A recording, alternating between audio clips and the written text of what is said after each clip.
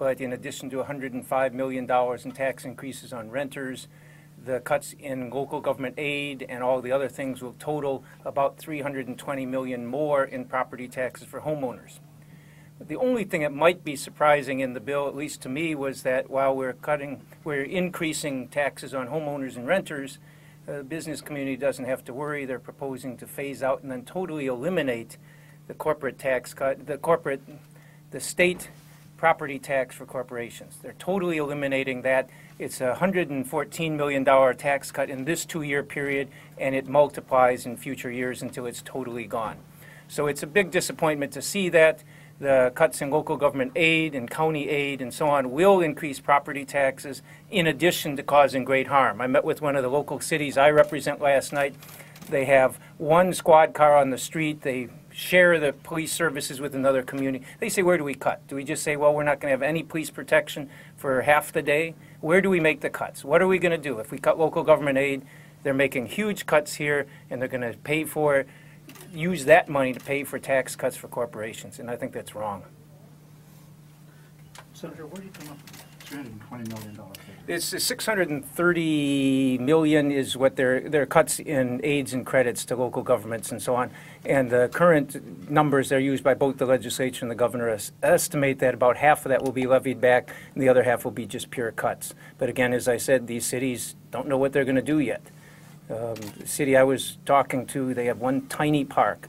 They have no services. They plow the roads, they patch the potholes, they provide water, police protection.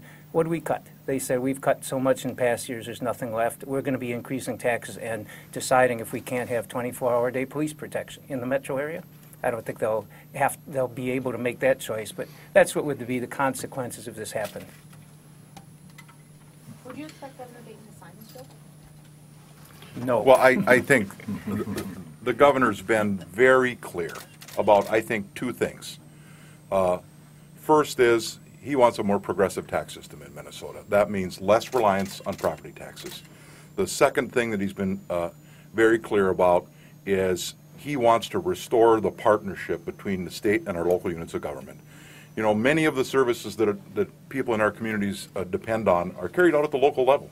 And the state has been a very poor partner over the plenty years in helping cover some of the costs, especially in communities that have low tax base, old infrastructure.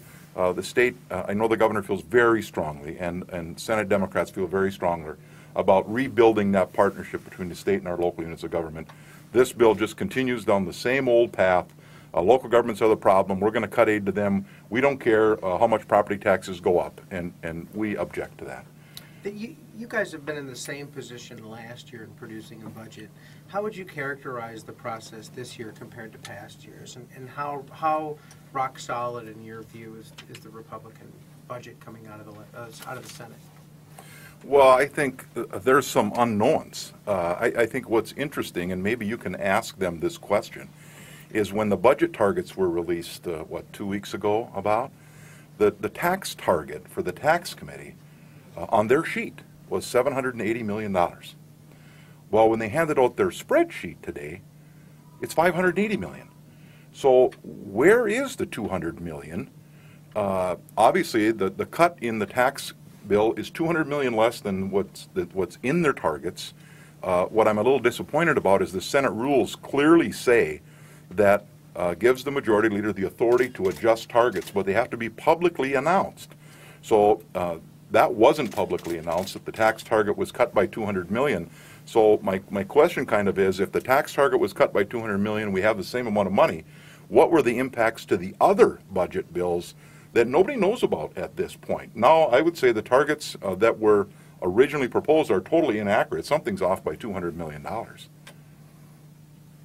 You've previously questioned the ability of the new chairmen and women to do the job to some extent. Do you see any results of that in this tax bill? Is it a freshman tax bill, or is it well put together? Well, I would ask the question, you know, if the target changed by $200 million, what caused that? I mean, was there some discussion in their caucus, or why would that target have moved by $200 million? And then somebody had some impact that was changed. I don't know why it wasn't publicly announced. But I think you would have to ask them what happened there. But I think to me it shows that they're obviously having some problems in their caucus, or they wouldn't be adjusting targets. And the fact that they didn't publicly announce them probably reaffirms that.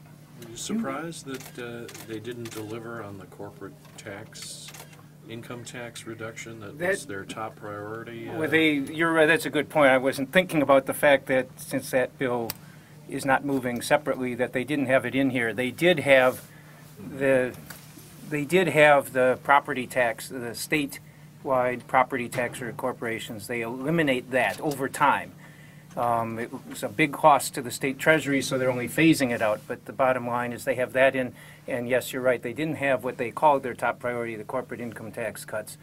Maybe they're hearing from the public that the public's tired of having ordinary people have their taxes go up and the business taxes going down. I think maybe they're getting pushback on that, I don't know, but they didn't include it in there. Well, I think that is pretty interesting. Generally, you know, the first bill of the session is your number one priority, and the fact that the corporate income tax cut was in there and now hasn't been included in their tax committee bill kind of begs the question. You know, they either learned that it actually costs real money to do that they didn't have, that the state problems are maybe deeper than what they had anticipated, or like Senator Marty said, that maybe they found out that cutting taxes for corporate taxes, where most of the money ends up flowing outside of the state, is not very good policy.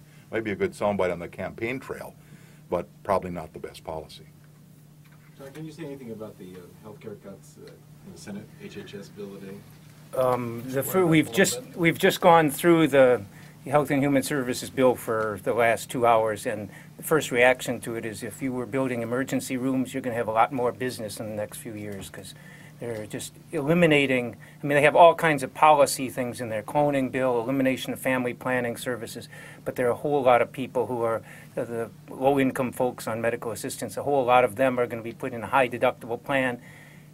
There's basically people with high deductible plans can't afford health care if you can't afford to pay those deductibles, and frankly there are going to be a lot of people without health care. The child care cuts are brutal. It's not going to be a state that we would want to live in if those cuts went through. It looks like there might be as many as 100,000 taken off